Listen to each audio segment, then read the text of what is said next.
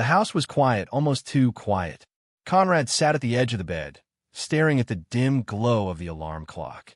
Across the room, Zoe brushed her hair in front of the mirror, her reflection expressionless, her movements mechanical.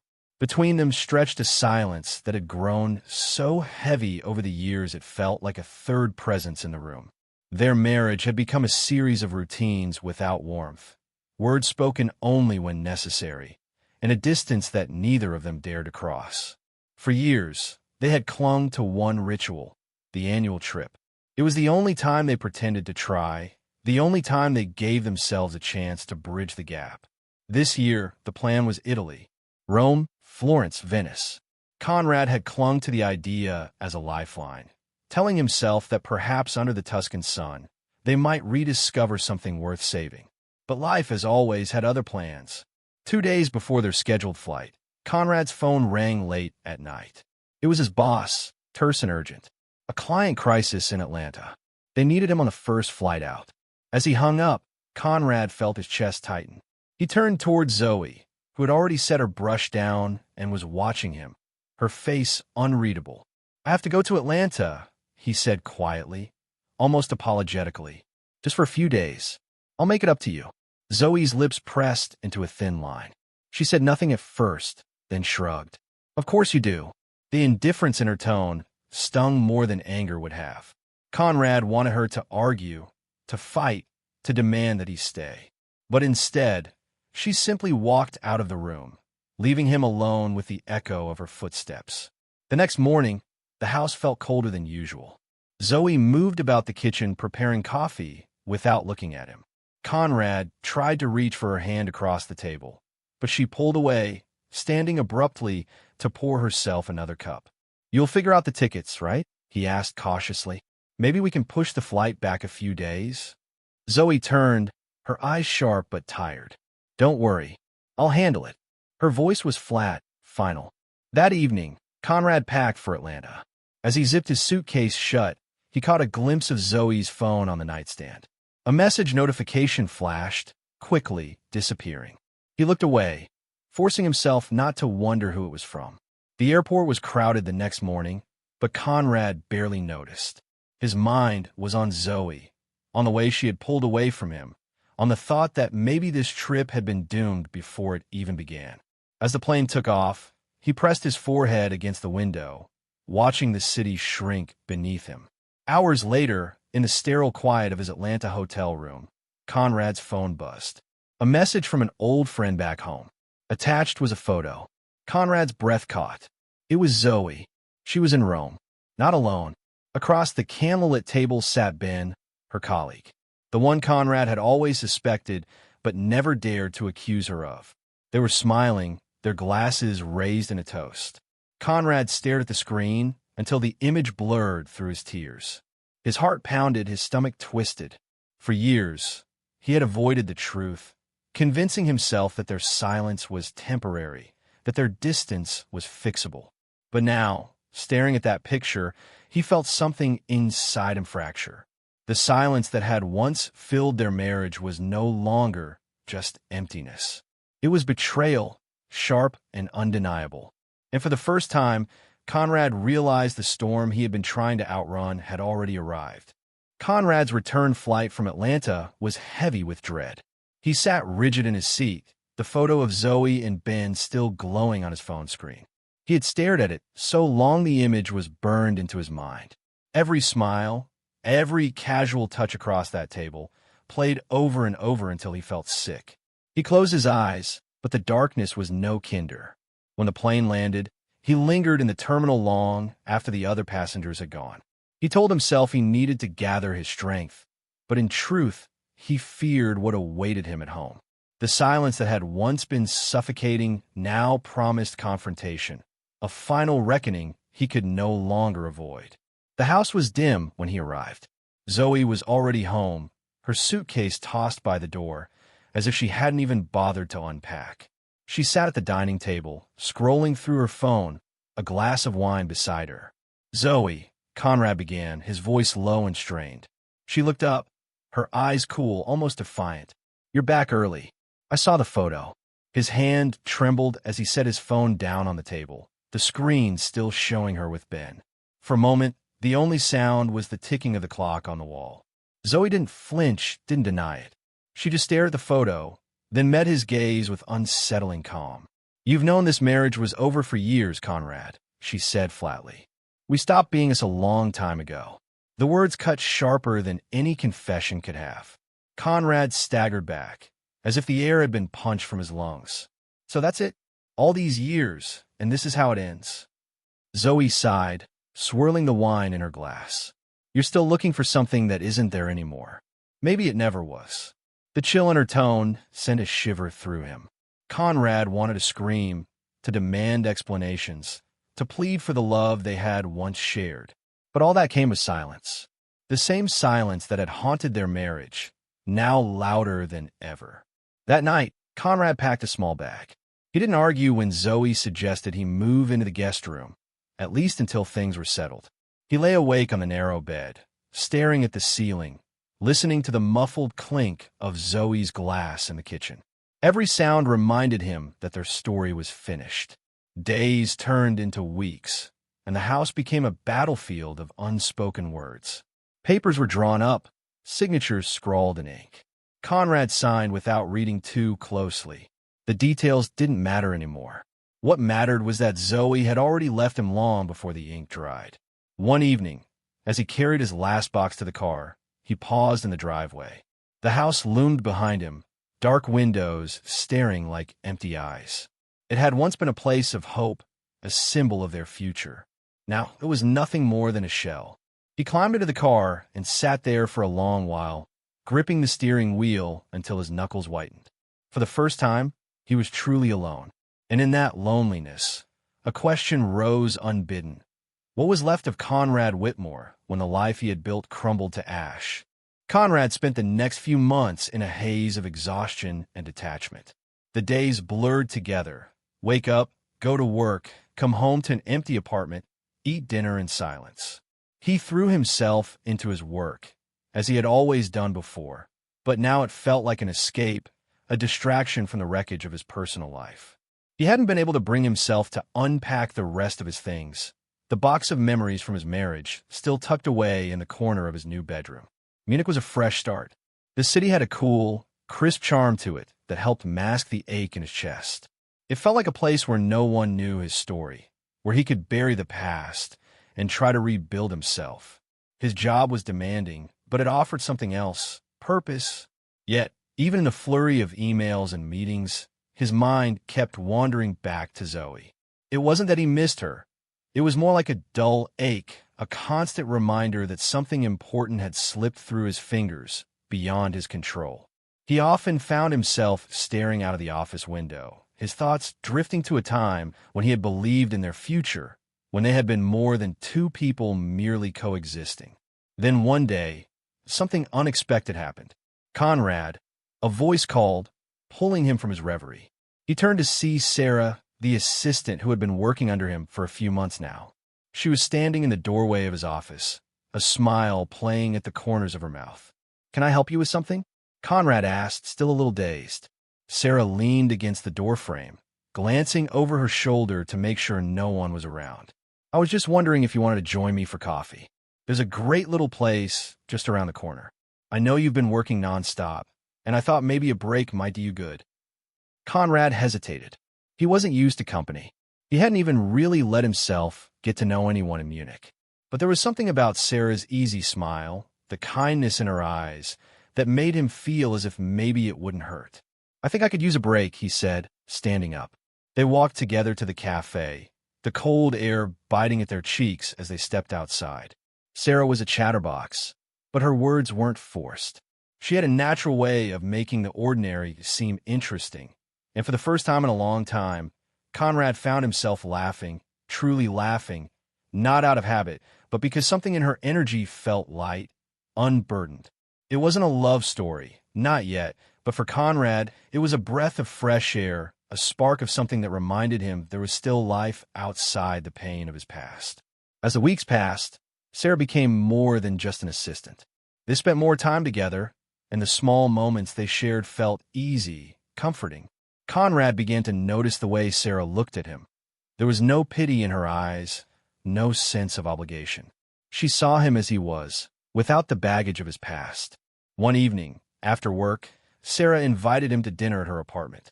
"Just a casual thing," she had said. "I make a pretty good risotto. You can judge for yourself." The evening was simple. She cooked while they talked, the warmth of the kitchen filling the space between them. Over wine and dinner, they laughed, their conversation flowing effortlessly. For the first time in a long while, Conrad felt like he was living in the present, no longer haunted by the shadow of Zoey or the weight of their broken marriage. Sarah was patient, never pushing for more than Conrad was ready to give. She understood the scars that lingered, and somehow, her presence was like a balm, soothing the raw edges of his heart. It wasn't love yet, but it was something close, something that made him feel like he wasn't completely lost. Conrad started to look forward to the little things, the early morning walks to the office, the quiet dinners at Sarah's apartment, the subtle way she would smile when he said something that made her laugh. He felt, for the first time in a long time, that he could breathe. And though he wasn't sure what the future held, he knew one thing for certain. He was no longer the same man he had been when he arrived in Munich. He was becoming someone new, someone whole. But as Conrad would soon learn, healing isn't always linear. Months passed, and Conrad found himself settling into a rhythm, both at work and in life. His relationship with Sarah grew into something deeper, though neither of them rushed to define it. They enjoyed their time together, savoring the simple moments, the quiet exchanges, and the shared laughter. For Conrad, it was a slow but steady rebuilding of the trust he had once placed so blindly in Zoey.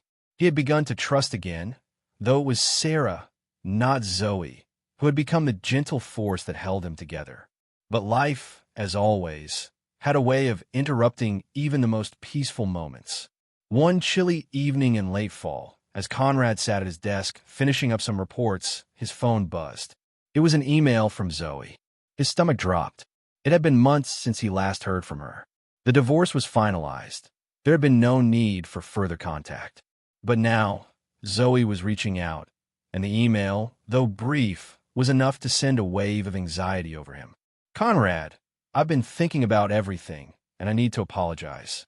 I made terrible mistakes, and I've learned a lot about myself since we parted. I understand if you're angry or indifferent, but I wanted you to know that I'm truly sorry for the way things ended. I don't expect anything from you, but I just wanted to say it. I'm sorry." Conrad stared at the screen, his fingers frozen over the keys. The words were simple, yet they sent his mind racing. What did she want from him now? Why reach out after all this time? He thought about Sarah, how kind she had been, how steady and calm, and how much he had come to rely on her presence in his life. Could he risk reopening that chapter, even for a moment? He wasn't sure he was ready. He wasn't sure he ever would be. But as the days went by, Conrad found himself weighing the question. Was this the closure he had needed all along? Was it worth it to respond, to hear her out, or was it simply a chance to revisit the past that he had finally begun to escape? One evening, after a long day at work, Sarah noticed the distant look in Conrad's eyes. She had always been perceptive, her instincts attuned to his moods. "You've been quiet lately," Sarah remarked, setting a cup of tea in front of him. "Is everything okay?" Conrad hesitated. He hadn't mentioned Zoey's email to Sarah. He hadn't even fully processed it himself. But her gentle inquiry made something inside him snap. He needed to share it. "Zoey emailed me," he said, his voice low, out of nowhere, apologizing for everything. Sarah didn't say anything at first, just listened, as always. Her eyes were soft, her expression understanding. "I'm not sure how to handle it," he continued. "It's been months, and I've moved on, I think. I don't know if I'm ready to go back and revisit all of that." Sarah reached out, touching his hand lightly. "You don't have to decide anything right now, Conrad. You've been through a lot, and your journey isn't a race. But if you need to talk about it, I'm here." Her words were simple, but they anchored him. For the first time in a long while, Conrad didn't feel alone. He didn't feel like he was facing the weight of his past by himself. Over the next few days, Conrad continued to mull over Zoey's email, the ache of old wounds pulling at him. He thought about everything he had gone through, how far he had come. He thought about Sarah, the stability and peace she had brought into his life. And he realized that no matter what Zoey said, no matter what apology she offered, it couldn't change the path he had already started to walk. Then, a few days later, the phone call came. Conrad wasn't expecting it. He had just returned home from work when the phone rang, and his stomach dropped when he saw Zoey's name on the screen. His heart raced, and for a brief moment, he almost ignored it, but something inside him told him to pick up. Conrad, Zoey's voice came through, hesitant but steady. I didn't want to just email you. I needed to hear your voice, to explain everything, in person. Conrad swallowed hard. Zoey, I don't know if I'm ready for that. I've moved on and... I know, she interrupted softly. I don't want to disrupt your life. I just need to apologize properly. Please, Conrad, let me say it in person. If you're open to it, I'll fly to Munich. Conrad's mind raced. He glanced at the clock. Sarah would be home soon. The weight of the decision pressed heavily on his chest. I don't know, Zoey, he said slowly. I'm not sure if meeting is the answer. I don't even know if I need closure anymore. There was a pause on the other end, followed by a deep sigh. I understand, Zoey said, her voice filled with resignation. I just needed you to know I'm sorry, Conrad. For everything. With that, the conversation ended, leaving Conrad standing in the quiet of his apartment, the phone still in his hand. He didn't know if Zoey's apology would bring him the peace she seemed to think it would. He didn't know if seeing her again would stir up feelings he had worked so hard to bury. But for the first time, he realized that it wasn't about Zoey anymore. It was about him, about what he needed to heal and what he was ready to face. And right now, what he needed most was to hold on to the life he had built, to hold on to Sarah, and to move forward, not backward. Days passed, and the decision to meet Zoey continued to weigh heavily on Conrad's mind. He hadn't made up his mind yet. Every time he thought about responding to her request to meet in person, he found himself hesitating, unsure of what he would gain or lose from that encounter. He spent his days at work, burying himself in tasks, trying to avoid thinking about the email and phone call. But every evening, when he returned to his apartment, the weight of Zoey's words was like a shadow over everything. Sarah noticed the change, the tension in Conrad's posture, the way he would sometimes get lost in his thoughts when they were together. One evening, as they sat in her small but cozy apartment, the two of them finishing a quiet dinner, Sarah spoke up. You've been distant lately, Conrad, she said, her voice soft but insistent. I know something's bothering you. You can talk to me. Conrad put his fork down, his hands clasped in front of him. He stared at the table, the uneaten food growing cold between them. He had always been honest with Sarah, but this felt different. Talking about Zoey, even now, felt like opening a door he wasn't sure he was ready to walk through again. I heard from Zoey, he said finally, his voice barely above a whisper. She wants to meet. In person. She wants to apologize. Says she's changed, that she's learned from everything that happened. Sarah didn't react immediately. She just sat there, watching him with steady eyes, as if waiting for him to continue. Why don't you want to go? Sarah asked gently. Conrad sighed, leaning back in his chair. I don't know. Part of me feels like I should get closure, that maybe seeing her one last time would give me peace. But another part of me doesn't want to open that door. It's been so long, and I've moved on. I don't want to drag up everything again, especially when I have something good here, with you. Sarah reached across the table, placing her hand over his. Conrad, whatever you decide, I'm here. I don't want you to feel like you have to choose between me and your past. But if seeing Zoey will help you find the peace you need, then maybe it's something you have to do. Not for her, but for you. Her words were quiet, but they cut through the uncertainty swirling in his mind. For the first time, he realized that he had been avoiding the past, not because of what Zoey had done, but because of what it had done to him. He had never truly faced it. He had never truly healed. That night, after Sarah had left for her own apartment, Conrad sat in the darkened living room, his phone in his hand. Zoey's email was still there, waiting. He stared at it for what felt like hours, torn between the man he was now and the man he had once been. Would meeting Zoey truly give him closure, or would it just reopen wounds that had taken so long to heal? He picked up his phone and started to type a response. Zoey, asterisk, I've been thinking a lot about what you said. I'm not sure if meeting is the right thing for me, but maybe it's something I need to do. I don't know yet, but I'll let you know if I'm ready. Asterisk. He hit send, then immediately regretted it. He had left it open-ended, leaving room for him to change his mind. But even as the message was sent, Conrad felt a weight lift from his shoulders. For the first time, he was facing the past, not running from it. The next morning, Conrad stood in front of the mirror, the sunlight streaming in through the window. He looked at his reflection, seeing a man who had been through heartache, betrayal, and loss, but also a man who had found new hope, new strength, and who had learned to trust again. He wasn't the same person he had been when he left for Munich. He had changed, and he had Sarah. As the days passed, Conrad continued to wrestle with the idea of meeting Zoey. But now, he did so without fear, without the emotional weight that had once defined his every decision. Whether or not he met Zoey was no longer about her. It was about him, about finding the courage to finally close that chapter of his life. And when Zoey finally responded, saying that she would be in Munich soon, ready to meet whenever he was ready, Conrad made his decision.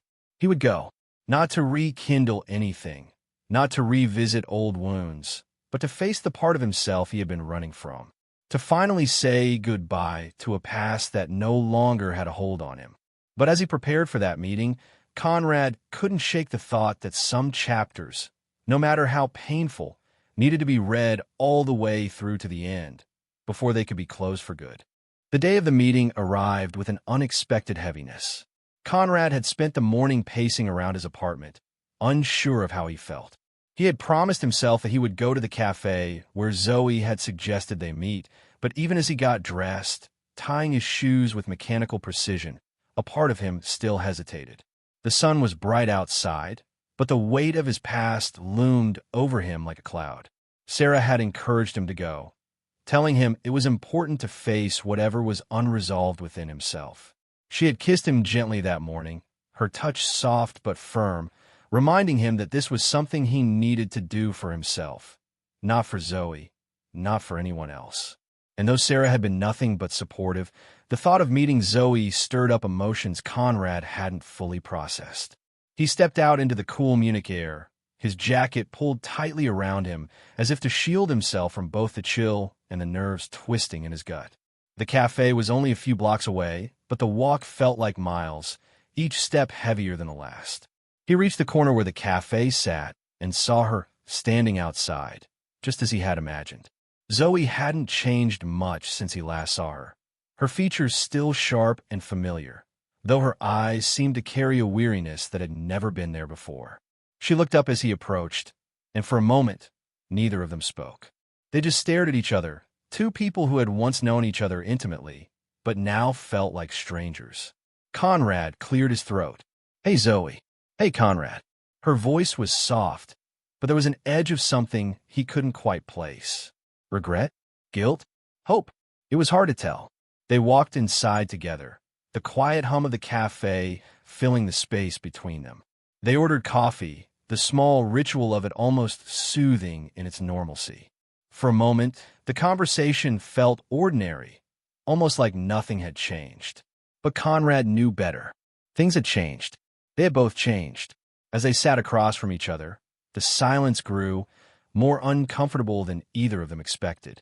Zoey was the first to break it, her hands trembling slightly as she reached for her coffee.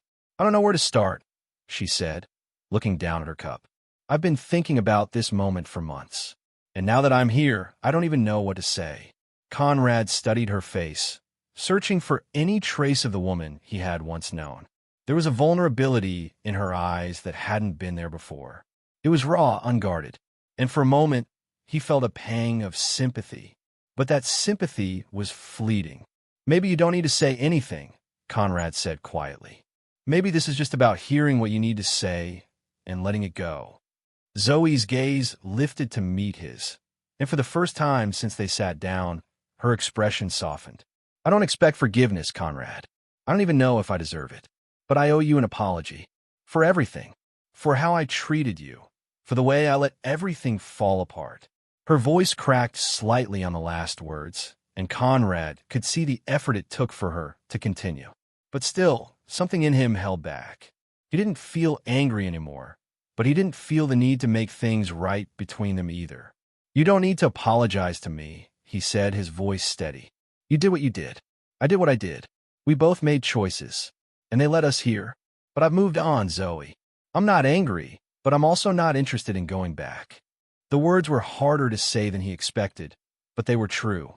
The woman sitting across from him no longer held any of the power over his heart that she once did. She wasn't the person he needed anymore. And in that moment, Conrad realized just how far he had come. He wasn't still holding on to the past. He wasn't trapped in a memory of their love or their broken marriage. He had built something new, something better. Zoe sat back, her face falling into a shadow of regret, but there was a small nod of acceptance in her eyes. "I understand," she whispered, her voice barely audible.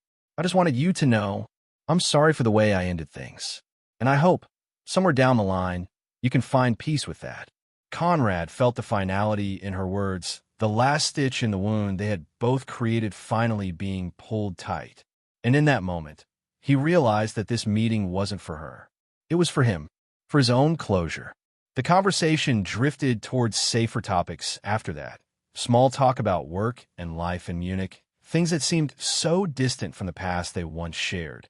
But even as the conversation flowed more easily, Conrad couldn't shake the feeling that something had shifted. They were no longer two people who shared a life together. They were just people, two souls who had crossed paths, who had loved, who had hurt, and who had moved on. As they stood to leave, Zoe reached out, her hand hovering in the air, as if unsure whether to offer a final touch. Conrad looked at it, then at her face.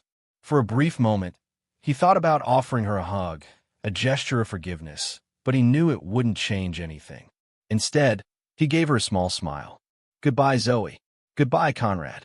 As he walked out of the cafe, the chill of the evening air hit him, but it didn't feel as cold as it had before. He felt lighter. The burden of the past, the weight of the unresolved, had been lifted, and as he made his way down the street, he found himself breathing a little easier. The past was finally behind him, and though the future remained uncertain, for the first time in a long while, Conrad felt ready to face whatever came next. The days after the meeting with Zoe felt strange, almost surreal. Conrad had expected to feel something, anger, relief, regret, but what he felt was a kind of quiet peace. It was as if he had finally stepped away from a chapter of his life that had been lingering in the margins, waiting for its proper conclusion. He had closed the door on his past, and although the echoes of it still resonated in small ways, he no longer felt bound by it. In the weeks that followed, Conrad threw himself into his work with renewed focus. Munich had become more than just a place to escape his past. It was where he had found new purpose, new direction. He had Sarah by his side, a steady presence who didn't push him to be anything he wasn't. And slowly, Conrad found himself looking toward the future with a sense of anticipation he hadn't felt in years. One crisp Saturday morning, Conrad woke up early and decided to go for a walk through the city. The streets were quiet, the usual bustle of people still a few hours away. As he wandered, he took in the details of the city, the old buildings with their intricate facades, the smell of fresh coffee wafting from the bakeries, the laughter of children playing in the parks. It was the kind of place that made him feel small, but in a way that was comforting, as if the city itself had its own rhythm, its own heartbeat, and he was merely part of it. He stopped at a cafe near the park and ordered a cappuccino, sitting down at a small table outside. As he sipped his coffee, his mind drifted to Sarah. They hadn't talked much about the meeting with Zoe, but Conrad knew that Sarah understood. She knew how hard it had been for him, how much of himself he had invested in that marriage, only to see it unravel. But she also knew that Conrad was a man who had always strived to move forward, to learn from his past, and not let it define him. When Sarah joined him later that afternoon, she greeted him with her usual warmth, her smile lighting up the space between them. She had been out running errands, her face flushed from the cold air, her coat wrapped tightly around her. "You look like you've been thinking," Sarah said, settling down beside him. Conrad chuckled softly. I guess I've been. Just thinking about where I am now. I don't know why, but I feel like things are finally starting to make sense. Sarah's eyes softened, and she reached out, gently brushing a lock of hair from his face. You've come a long way, Conrad. I'm really proud of you. Her words felt like a balm to his soul. He hadn't realized how much he needed to hear that, how much he needed to feel seen, understood. For so long, his life had been defined by what had gone wrong, by the mistakes he had made, by the relationships that had fallen apart. But with Sarah, he didn't feel like he was just carrying the weight of his past. He felt like he was building something new, together. I've been thinking, Conrad said, his voice steady but full of intent. Maybe it's time we think about what's next. I'm ready for the next step, Sarah. I don't know what that looks like yet, but I want to figure it out. With you. Sarah's face lit up with a mixture of surprise and joy. She hadn't expected him to say that. Not yet. Not after everything he had been through. But as she looked at him, she knew that Conrad wasn't just speaking about the present moment. He was speaking about a future they could share, a future that had never felt possible until now. I think that sounds like a great idea, she said, her voice low but full of certainty. I'm here, Conrad. Whatever that next step is, I'm with you. They sat in silence for a moment, both of them taking in the gravity of the words. For Conrad, it wasn't just about taking a step forward. It was about truly living, about embracing what came next without fear. With Sarah by his side, he felt like he could face anything. As the days grew colder and the holiday season approached, Conrad found himself planning for a future that was no longer dictated by his past. He spent more time with Sarah, exploring the city, sharing their dreams, and slowly, cautiously, allowing himself to imagine a life beyond the shadows of his old marriage. And though Zoey remained a part of his history, Conrad knew that the life he was building now, the life with Sarah, was where his true happiness lay. The past no longer haunted him. It had been acknowledged, faced, and left behind. As they sat together that evening, wrapped in the quiet comfort of their shared space, Conrad realized that closure didn't come from any single moment. It came from a way he chose to live each day, from the decisions he made to keep moving forward. With Sarah beside him, he no longer feared the future. He embraced it, knowing that no matter what came, he had already found peace within himself. He was no longer just the man he had been. He was the man he was becoming. The first snowflakes of winter fell gently, coating the streets of Munich with a light dusting of white. Conrad stood by the window of his apartment, watching as the city transformed into a winter wonderland. The snowflakes danced in the air, swirling in the wind, as if nature itself was shedding the old and embracing the new. He took a deep breath, feeling a sense of peace settle over him, as though everything was exactly as it should be. Sarah was out, running errands for the holidays, and Conrad had taken the opportunity to reflect on everything that had happened over the past year. It felt like a lifetime ago that he had stepped off that plane, unsure of where his life would take him. And yet, here he was, surrounded by new beginnings, new hope, and a future that no longer seemed so uncertain. Conrad's phone buzzed on the table beside him, snapping him out of his thoughts. It was a message from Sarah. Asterisk. I'm thinking about our future. Let's talk tonight? We should plan a little something special for the new year. Asterisk. He smiled to himself as he read the message. Sarah had always been someone who thought ahead, who could see the potential in every moment. And Conrad had come to appreciate that about her. Her ability to make life feel full of possibility. He replied quickly. Asterisk. I love that idea. Can't wait to talk tonight. Asterisk. The rest of the afternoon passed slowly, but it gave Conrad time to consider what Sarah had said. A future. It was something he hadn't dared to imagine for so long. After his marriage to Zoey, he had closed himself off from the idea of building something new with someone else. He had been afraid of repeating past mistakes, afraid of being vulnerable again. But Sarah had changed that. She had shown him that love didn't have to be perfect, but it did need to be real. When Sarah returned that evening, they sat down together with mugs of hot cocoa, the warm steam rising in the chilly air of their apartment. She looked at him, her eyes bright with excitement. So, she began, I've been thinking. We've come so far, and I feel like we're ready for the next step. What do you think? Conrad leaned forward, his heart pounding a little faster. I think you're right, he said quietly. We've both been through a lot to get here. I've never been more certain about anything than I am about us. I'm ready for the future, whatever that looks like. Sarah's smile widened. I've been thinking about moving in together. Maybe starting a life in one place, putting down roots. Conrad's eyes softened as he listened to her words. It was everything he had wanted, but had been too afraid to ask for. A chance to build something permanent, something real. And now, here it was staring him in the face. I think that's exactly what we need, he said, his voice full of conviction. Let's do it. Let's build a future together. The conversation flowed naturally from there. They discussed where they might live, how they would spend the holidays, and the little things that made up a life, shared moments, quiet nights, and the simple joy of being together.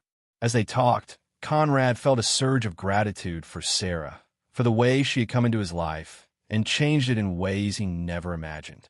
She had taught him that love wasn't about perfection. It was about embracing the imperfect, about growing and changing together. By the time the night ended, Conrad was filled with a sense of contentment. The fear of the past no longer loomed over him. He had made his peace with it, and now, with Sarah by his side, he was ready to embrace the future. The days leading up to the new year passed quickly. Conrad and Sarah moved forward with their plans, excited for the life they would build together. It wasn't about grand gestures or dramatic moments. It was about the quiet, steady process of becoming a team, of facing the challenges of life side by side. On New Year's Eve, they sat together on the balcony of their apartment, watching the fireworks explode above the city. The air was crisp, but they were bundled up in blankets, their laughter mingling with the distant sounds of celebration. As the clock struck midnight, Sarah turned to Conrad, her face illuminated by the glow of the fireworks. I'm so glad you're here, she said, her voice soft but full of emotion. This is the start of something beautiful, I know it. Conrad smiled, feeling a warmth spread through his chest. I feel the same way. This is just the beginning, Sarah. And in that moment, as the fireworks lit up the sky, Conrad knew that he was exactly where he was meant to be. The past was behind him, and the future was full of possibilities. With Sarah by his side, he was ready to face whatever came next. The journey of healing, of moving forward, had taken time. But now, with a new chapter unfolding, Conrad finally felt like he was home. The new year arrived with promise. Conrad and Sarah had moved forward with their plans, weaving their lives together piece by piece. Their apartment felt alive now, filled with the scent of Sarah's cooking, the laughter of shared moments, and the warmth of nights spent in each other's company. For Conrad, it was more than just a new life. It was proof that healing was possible, that love could grow again from broken ground. One evening, as Conrad sorted through old boxes he had never fully unpacked, he came across a small envelope tucked into the corner of one. It was addressed in a handwriting he recognized instantly, Zoe's. His chest tightened as he turned the envelope over in his hands. It looked old, worn at the edges, as though it had been written long ago and forgotten. Curiosity wrestled with hesitation. Finally, Conrad opened it. Inside was a letter, the words written in Zoe's familiar script. Conrad, asterisk if you're reading this. It probably means I never had the courage to give it to you. There are things I couldn't say then, things I kept buried out of pride, out of fear. But I need you to know that it wasn't all empty. There were moments, real, true moments, when I loved you with everything I had. I lost sight of that, and I let us both down. I don't know if you'll ever forgive me, but I hope one day you find happiness, even if it isn't with me. You deserve that much, asterisk. Zoe. Conrad read the letter twice, his heart caught between sorrow and relief. It was like a ghost reaching out from the past, a final fragment of the life he had left behind. And yet, instead of reopening wounds, it gave him something unexpected, closure in its purest form. For the first time, he believed her. Not in the way that begged for reconciliation, but in the way that acknowledged the complexity of what they had once shared. That night, Conrad showed the letter to Sarah. She read it quietly, then folded it back and placed it gently on the table. "You don't owe her anything," Sarah said softly, "but I can see that this matters to you. Does it change anything?" Conrad shook his head. "No, it just makes sense now. It explains what I couldn't before. And maybe in some way, it frees me completely." Sarah reached for his hand, her eyes shining with understanding. "Then maybe that's the last piece you needed to let go." As the days passed, Conrad felt lighter. He carried no bitterness towards Zoe, no longing for what had been lost. The letter was not a key to the past, but a seal on it. And in sealing it, he was finally free to step fully into the life he was building. Weeks later, Sarah surprised him with news that left him speechless. They were expecting twins. Conrad's heart swelled with emotions he couldn't name: joy, fear, wonder, all blending together into something profound. He thought of the letter again, of Zoe's words about deserving happiness. And in that moment, he realized that happiness wasn't something you found. It was something you created moment by moment, choice by choice. On a quiet night, as he lay beside Sarah, listening to the steady rhythm of her breathing, Conrad whispered into the dark, not to her, but to himself, "This is it. This is where I was always meant to be." For Conrad, the letter had been the last echo of a closed chapter. Now his story moved forward, not with shadows of regret, but with the bright, unshakable promise of tomorrow. Spring arrived in Munich with a quiet beauty. The snow melted from the rooftops, the trees burst into bloom, and the city streets filled with life again. For Conrad, the changing season mirrored the changes within him. He was no longer the man weighed down by betrayal, nor the man running from ghosts. He was something new, a husband-to-be, a father-to-be, a man who had carved peace out of pain. Sarah's pregnancy brought a glow to their lives, filling every day with anticipation. Conrad found himself learning small things he never thought he would. How to cook Sarah's favorite meals when she craved them, how to navigate doctor's visits in a foreign city, how to dream of the future with wide-eyed wonder. At night, as he placed his hand on her growing belly, he imagined the tiny lives stirring within, a symbol of everything he had gained by letting go of what was lost. One evening, after a long day at work, Conrad returned home to find Sarah sitting on the balcony, a blanket wrapped around her shoulders. She looked out at the city lights, her expression serene. When he joined her, she took his hand and squeezed it gently. "I've been thinking about names," she said with a soft smile. "For the twins." Conrad chuckled. "Already? We still have months." Sarah shrugged playfully. "It's never too early to dream." They spent hours that night tossing names back and forth, laughing at the ones that didn't fit, smiling at the ones that felt right. For Conrad, it wasn't just about naming children. It was about building a legacy, creating something lasting that would outlive the pain of his past. Weeks later, a letter arrived in the mail. Not from Zoe this time, but from his parents back home, who had heard about the twins and wanted to visit. Conrad read their words with a bittersweet smile, realizing how far he had come. Once he had been too ashamed to tell them of the divorce, too broken to admit the truth. But now, he had something worth sharing. On a quiet Sunday morning, Conrad sat with Sarah in the living room, the sunlight streaming through the curtains. He pulled out his journal, a habit he had picked up to untangle his thoughts, and wrote a few lines. "The past is no longer my story. It is my prologue. Today, I live not in the shadow of what I lost, but in the light of what I have found. I am no longer defined by endings. I am defined by beginnings." When he closed the journal, Sarah looked at him curiously. "What did you write?" Conrad smiled. "Just a reminder that we're not our past. We're what we choose to become." Sarah leaned against him, resting her head on his shoulder. "Then let's become everything we've ever dreamed of." The months flew by, each day bringing Conrad closer to a moment he had never dared to imagine: fatherhood. When the twins were finally born, a boy and a girl, Conrad held them in his arms, tears streaming down his face. In their tiny features, he saw the promise of the future, the proof that life could be rebuilt, reborn, and made beautiful again. As he stood in the hospital room, Sarah resting peacefully in bed, Conrad whispered a silent prayer of gratitude. He thought of Zoey, of their broken marriage, of the pain that had once consumed him. And then he thought of Sarah, of the life they had created together, of the love that had healed him. He realized then that closure wasn't a single moment, but a series of choices. Choices to forgive, to let go, to rebuild, to hope. Choices that had led him here, to this very moment, with his family in his arms and his heart finally at peace. For Conrad Whitmore, the story wasn't about what had ended.